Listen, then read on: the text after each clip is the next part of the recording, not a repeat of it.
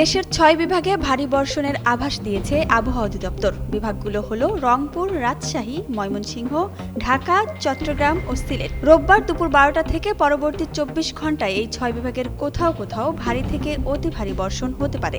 আবহাওয়াবিদরা জানিয়েছেন, মৌসুমী বায়ু সক্রিয় থাকায় দেশের বিভিন্ন স্থানে মাঝারি থেকে ভারী বৃষ্টিপাতের প্রবণতা অব্যাহত থাকতে পারে। তবে সোমবার রংপুর, রাজশাহী, ময়মনসিংহ, ঢাকা, খুলনা ও সিলেট বিভাগের অধিকাংশ জায়গায় এবং চট্টগ্রাম ও বরিশাল বিভাগের অনেক জায়গায় অস্থায়ীভাবে দমকা হাওয়া সহ হালকা থেকে মাঝারি ধরনের ভারী বৃষ্টি বা বজ্রসহ বৃষ্টি হতে পারে। সেই সঙ্গে রংপুর, রাজশাহী, ময়মনসিংহ, ঢাকা, খুলনা ও সিলেট বিভাগের কোথাও কোথাও মাঝারি ধরনের ভারী থেকে অতি ভারী বর্ষণ হতে পারে। সোমবার বরিশাল ও চট্টগ্রাম বিভাগে বৃষ্টির প্রবণতা কিছুটা কমে যেতে পারে। আবহাওয়া অধিদপ্তরের তথ্য অনুযায়ী শনিবার সকাল ৬টা থেকে রোববার সকাল ৬টা পর্যন্ত গত ২৪ ঘন্টায় সারা দেশেই বৃষ্টি হয়েছে। ঢাকায় বৃষ্টি হয়েছে ৯৭ মিলিমিটার। এ সময় সবচেয়ে বেশি ১৩২ মিলিমিটার বৃষ্টি হয়েছে পটুয়াখালীতে।